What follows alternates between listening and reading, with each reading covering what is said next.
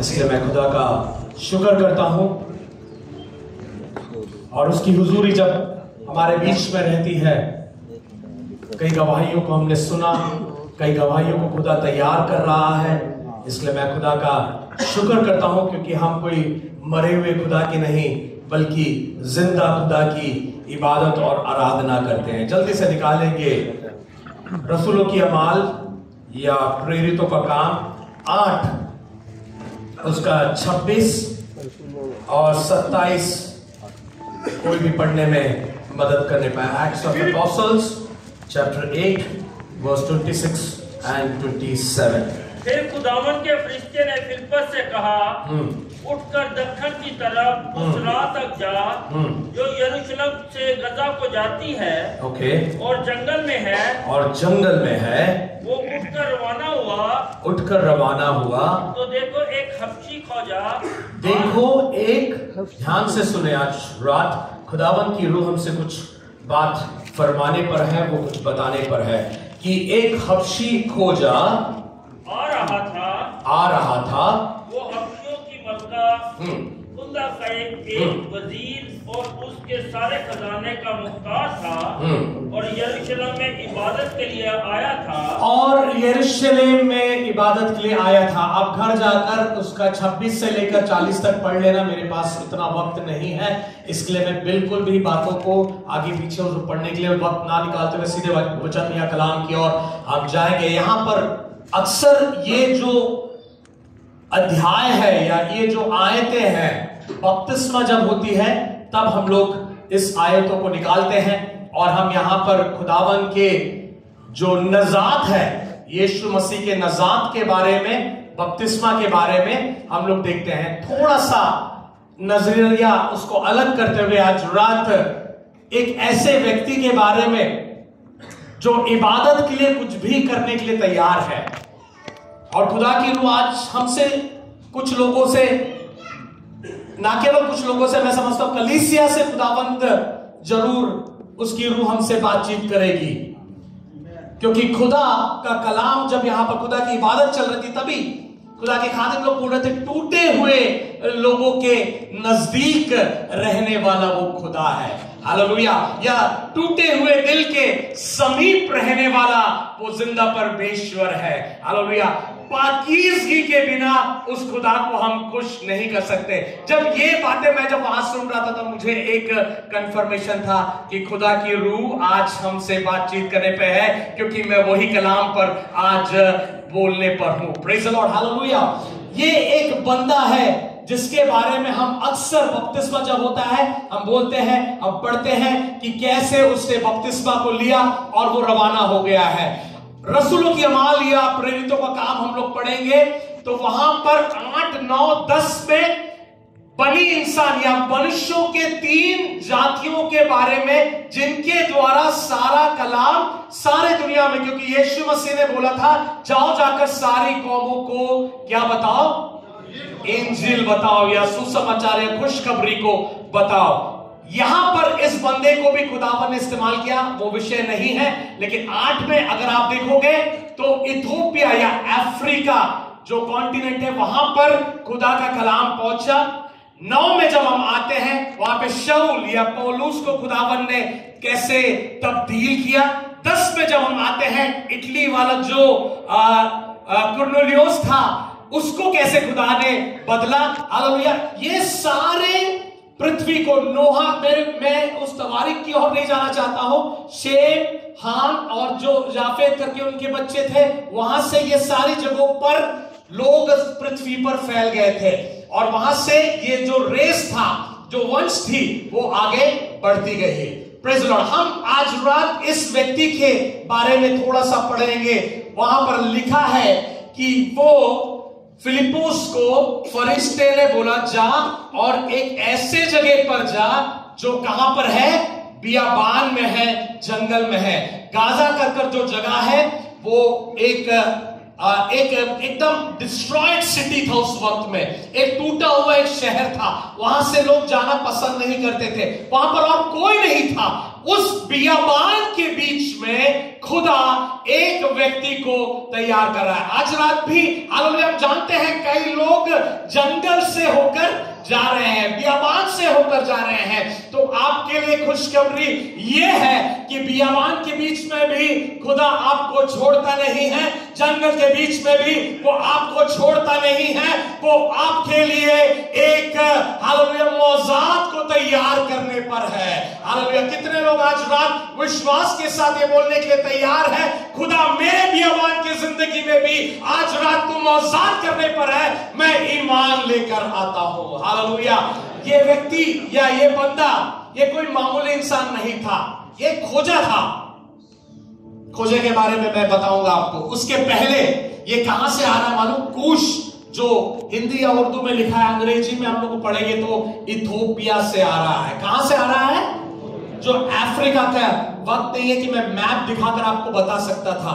कई बार हम लोग इसको पढ़कर एकदम बहुत हल्के में ले लेते हैं, लेकिन एक इबादत करने के लिए, एक वर्शिप अटेंड करने के लिए ये बंदा अफ्रीका से यरूशलेम जो एशिया में है सफर कर कर कहां पर आ रहा है? खुदा के हैकल में आने के लिए कहां से आ रहा है? एक दूसरे राज्य से, दूसरे मुल्क से नहीं, एक दूसरे कॉन्टिनेंट से दूसरे कॉन्टिनेंट में जाकर क्या करने के लिए मालूम? खुदा की हैकल में जाने के लिए। हालेलुया, आज रात मैं आपसे पूछना चाहता हूं, मैं अपने आप को भी उसमें लेता हूं, हम में से आराधना करने के लिए सारी सहूलियत होने के बावजूद भी एक हफ्ते में एक बार 2 घंटे की आराधना करने के लिए कितने तकल्लुफ के साथ हम आते हैं। कई बार तो आते ही नहीं हैं, लेकिन आज रात अगर आपसे मैं बोलना चाहता हूं, ये बंदा, इसकी जो दूरी है, हालेलुया, उसके लिए मायने नहीं है। आराधक के लिए ये मायने नहीं रखता है मुझे कितना दूर जाना है आराधना करने के लिए। अगर उसके दिल में इच्छा है कि मुझे उसके हैकल में जाना है, उसके भवन में जाना है, तो उसके लिए कोई भी रुकावट, उसके लिए दूरी रुकावट नहीं होनी चाहिए। आज रात मुझे सुनने वाले अजीजों, सारी सहूलियत होने के बावजूद भी कई बार आराधना में हम लोग नहीं जाते हैं, हैकल में नहीं जाते हैं। अगर ऐसा है तो आज इस बंदा हमसे कुछ बोलने चाहता है, वो बोलता है मेरे लिए दूरी मायने नहीं रखती, मेरे दिल में एक ही तसल्ली, एक ही ख्वाहिश है कि मैं जाऊं अपने खुदा के भवन में और जाकर आराधना करने पाऊं। Hallelujah, hallelujah. मैंने आपको जैसे बताया ना, ये एक कॉन्टिनेंट से दूसरे कॉन्टिनेंट में जा रहा है। जब ये जाता है तकरीबन, आज तो बहुत इजी है, हवाई जहाज से हम 2,500 किलोमीटर ऐसे ही 4-5 घंटे में सफर में हम हो जाते हैं, लेकिन उन दिन ऐसा नहीं था। रेगिस्तान में से, अलग अलग जगहों से ये बंदे को जाना है। तकरीबन 2,500, कई खुदा के खादिमों ने बोला मील है, मैं जब देख रहा था तो 2,500 किलोमीटर भी है। जो भी हो, उस एक आराधना इच्छा अगर आपके लिए पास है, दूरी मायने नहीं रखती। प्रेज़ द लॉर्ड, दूरी मायने नहीं रखती है। हम आसपास में रहते हैं, कई बार तो हम सैटरडे को आते भी नहीं है चर्च में। कई बार खुदा के खादिम लोग आपसे शायद पूछ नहीं पाते होंगे, लेकिन देखने वाला खुदा है। लेकिन आज रात जो ये इच्छा से आए हैं, मुश्किलात के बीच से आए हैं, खुदा उनको छोड़ता नहीं है, बियाबान में आकर उसके लिए रास्ते को तैयार करता है। हालेलुया।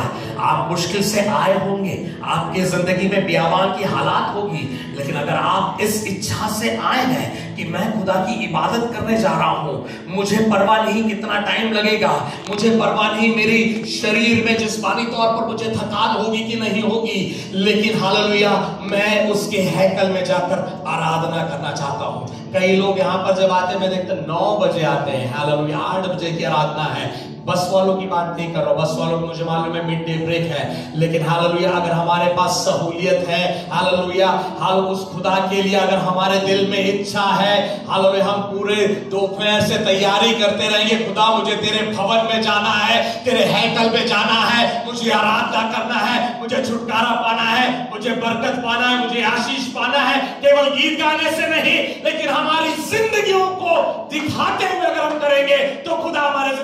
आशीष को देता है। तो दूरी मायने नहीं है, वक्त उसके मायने नहीं है। अगर यहां से यहां तक जाना है तो तकरीबन 4 से 6 महीने लगेगा उसको वहां से जाकर वापस अपने जगह पर आने के लिए। हालेलुया। और वो कोई छोटा इंसान नहीं है, उसका औहदा कोई छोटा औहदा नहीं है। उसका औहदे के बारे में हम पढ़ेंगे। इथोपिया उन दिनों में बहुत ही एक रिच नेशन या एक अमीर मुल्क या राष्ट्र था, और वो उस राष्ट्र के जो वहां की मलिका थी, जो रानी थी, उसका फाइनेंस मिनिस्टर, आज के अगर हमारे शब्दों में, अगर अल्फाजों में बोले तो वित्त मंत्री या फाइनेंस की जो वजीर है ना, उर्दू में वजीर लिखा है वहां पर, प्रेज द लॉर्ड। तो उसके पास जिम्मेदारी भी है। बावजूद इसके कितने महीनों का सफर कर कर वो जा रहा है? 6 महीने का, तकरीबन 6 महीने पकड़ ले।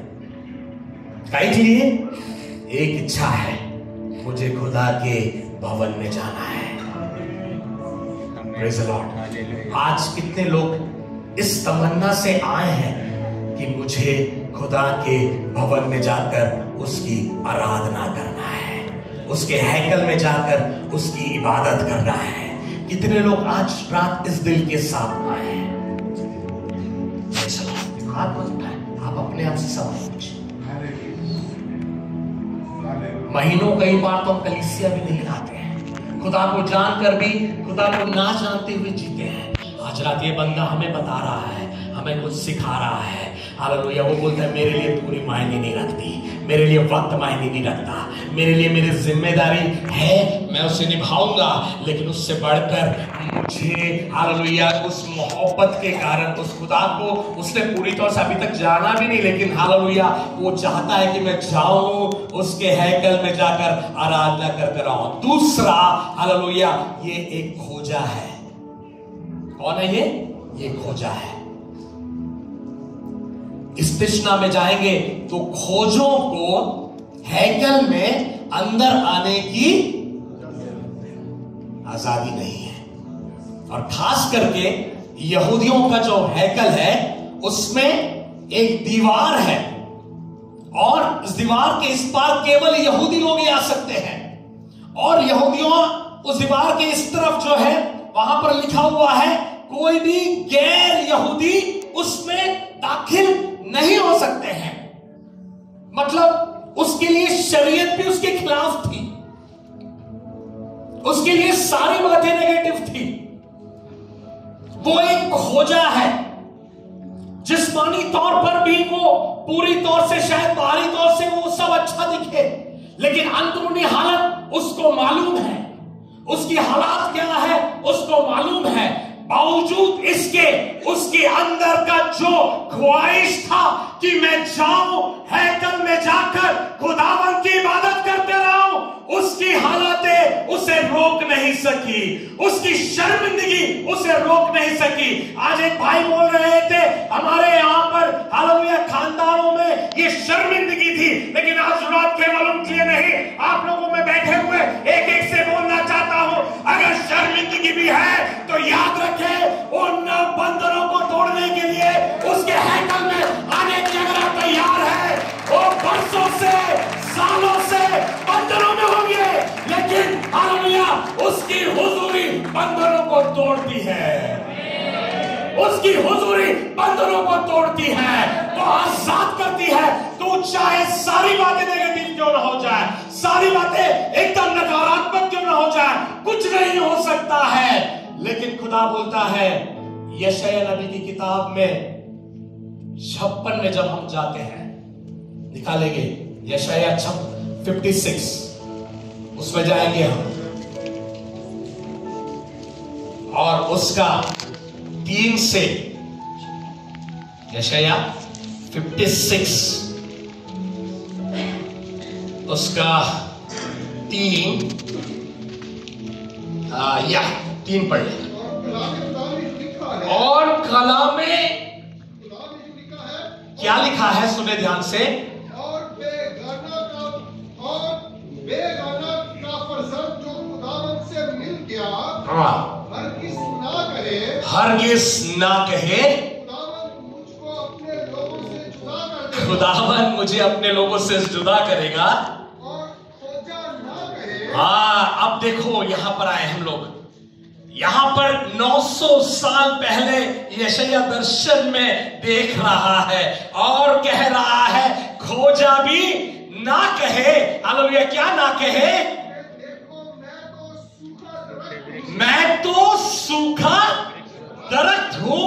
खोजे को बोल रहा है क्या नहीं कहने के लिए कि मैं सूखा दरख्त हूं। आगे,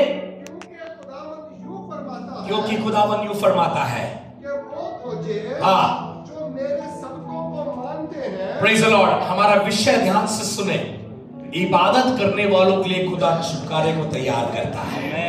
हालेलुया। कहने का मतलब है, चाहे सारी हालातें आपके खिलाफ क्यों ना खड़ी हो, नामुमकिन आपके सामने आपको ठप्पा लगा के क्यों ना आपके सामने खड़ी हो, लेकिन इबादत करने वालों के लिए, आराधकों के लिए, जो खुदावन की मोहब्बत को जानकर उसकी आराधना करने के लिए तैयार है, उनके लिए हालेलुया खुदावन बोलता है तू खोजा जरूर होगा। कहने का मतलब है मुमकिन नहीं होगा तेरे जिंदगी में, सारी बातें नामुमकिन दिख रही होगी, सारी बातें खिलाफ होगी, लेकिन बावजूद इसके तू ये मत कहना कि मैं सूखा दरख्त हूं या मैं सूखा वृक्ष हूं, क्योंकि अगर तू मेरी बातों को मानेगा, यहां पर एक कंडीशन है, यहां पर एक शर्त है। हालेलुया, अगर तू मेरी बातों को मानेगा, दूसरा उसके बाद और उन कामों को, कई बार हम बोलते खुदा हमें छुटकारा दे, खुदा हमारे जिंदगी में बंधने तोड़े, लेकिन हम खुदा को खुश कर कर या खुदा के हुक्मों पर नहीं चलते हैं।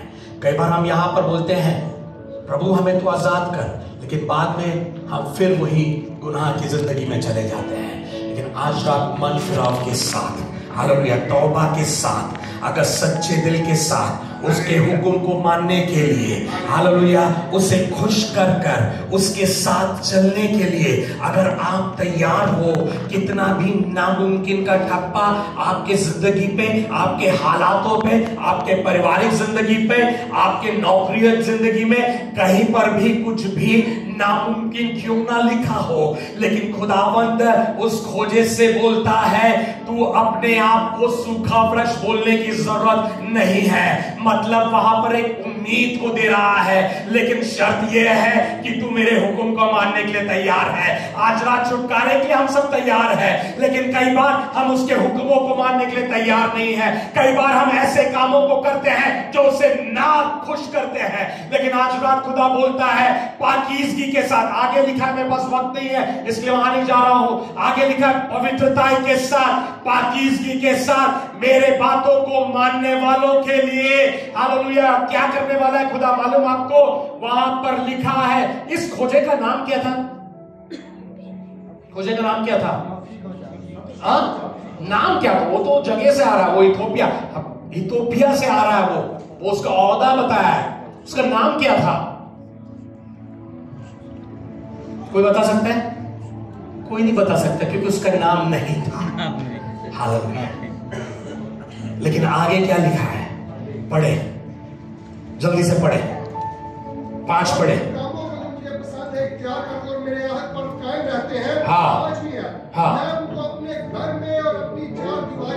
मैं उसको अपने घर पर, और ये 4 दीवारी उस यरूशलेम के हैकल के जो शहर बना है, वो जो दीवार है उसके बारे में बोला है। हाँ, उस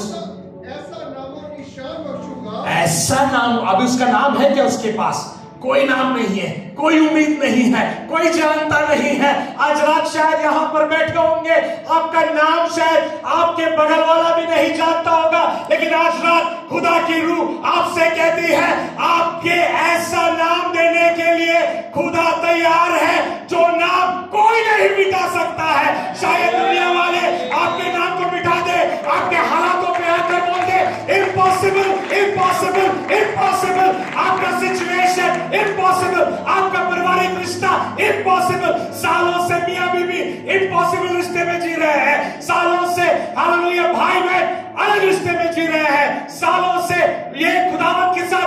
रिश्ता नहीं हो रहा होगा, लेकिन आज रात अगर आप तौबा कर कर वापस आना चाहते हैं तो खुदा बोलता है मैं तुझे एक ऐसा नाम दूंगा जो ना मिटने वाला है।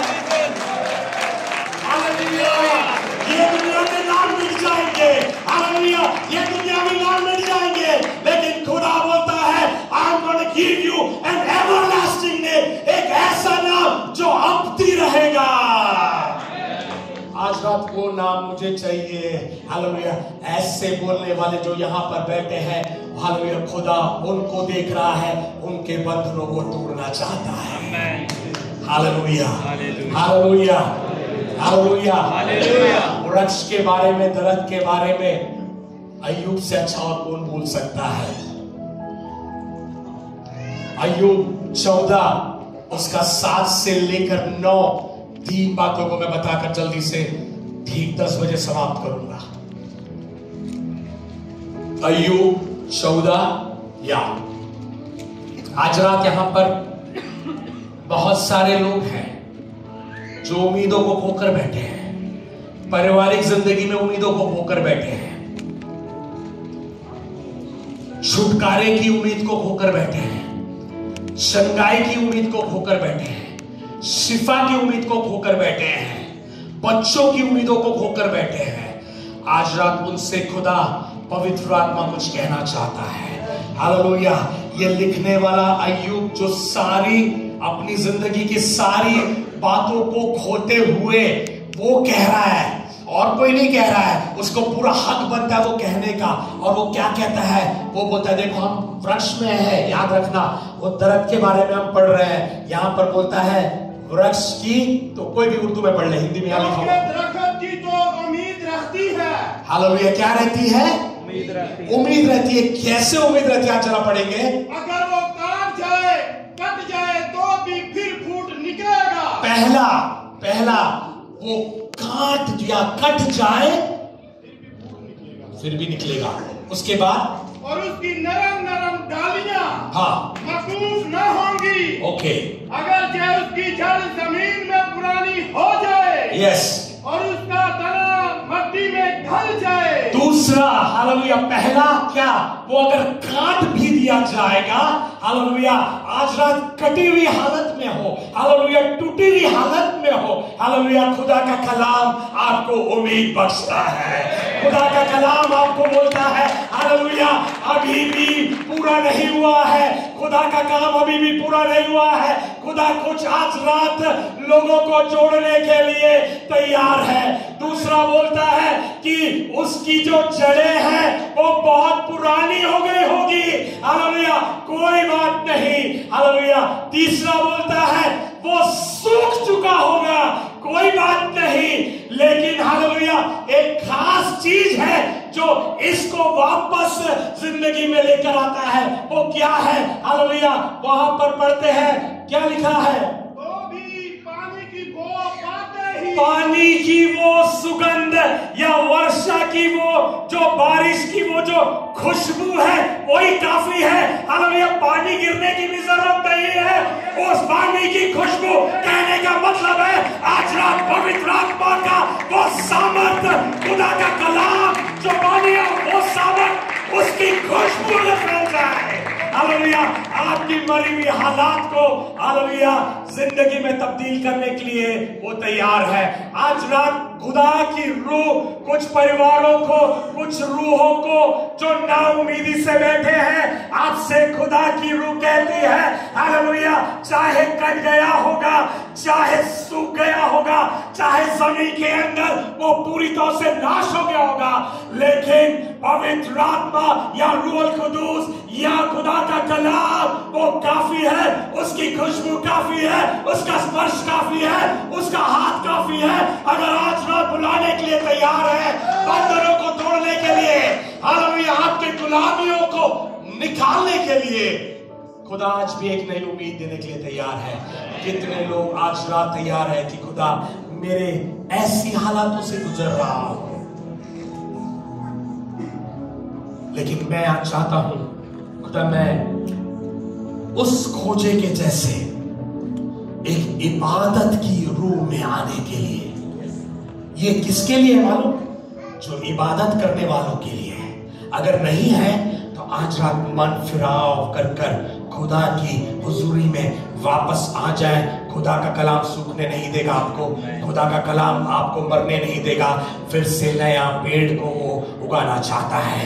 कुछ लोग हैं यहाँ पर जो पाप में हालेलुया डूब गए हैं, जो गुनाह में मरे हुए हैं। खुदा का वचन आज रात आपके ऊपर, उसका खुशबू आपके ऊपर आज रात पूरी तौर से छाया करने पाए, ताकि आप उस गुनाह से निकलकर आजाद होकर यीशु मसीह को अपनी जिंदगी पूरी तौर से देने के लिए आज रात खुदा की वो कहती है। आंखों को बंद करें। हालेलुया। मैं चाहता हूं आज एक साथ हालेलुया कुछ लोगों को बुलाहट की सेवकाई के खोजा। हालेलुया। वो कैसे गया मालूम? बियाबान में था, वो बियाबान में उसके लिए रास्ते को खोला।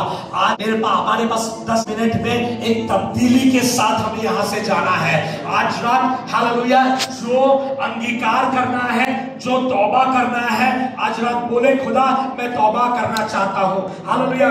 मायने नहीं रखता आपकी हालात कैसी है, लेकिन मैं कलीसिया से भी दरख्वास्त करता हूं कि कलीसिया आज रात प्रार्थना करते हुए बैठे। हालेलुया। रसूलों की अमाल 12 में जब आते हैं मेरे पास, में उस हवाले को निकालने के लिए वक्त नहीं है। हम देखते हैं कि पतरस को हालेलुया जेल में बंद कर दिया गया है, लेकिन हालेलुया एक प्रार्थना करने वाली कलीसिया है, एक हालेलुया आंसू बहाने वाली कलीसिया है। आज रात कलीसिया के लिए भी एक बुलाहट है। हालेलुया। जब कई लोग जेल के अंदर, कई लोग बंधनों में हैं, हालेलुया अगर कलीसिया प्रार्थना करना चालू करेगी, यहां पर बैठे हुए लोग प्रार्थना करना चालू करेंगे, हालेलुया मैं आपको इस बात को दावे के साथ कह सकता हूं, क्योंकि कलाम में लिखा है जब वहां पर कलीसिया एक मन होकर प्रार्थना कर रही थी, हालेलुया लोहे के फाटक जो नामुमकिन थी वो फाटकें खुल गई। आज रात भी जब हम कलीसिया यहां दुआ करेंगे, कुछ लोगों की जिंदगियों में जो नामुमकिन की फाटकें हैं उसको खोलने के लिए खुदा आज रात यहां पर हाजिर है। हालेलुया। लेकिन मैं तैयार हूं, हालेलुया मैं तैयार हूं। हालेलुया। अपने जगहों पर आज रात हम खड़े हो जाएं।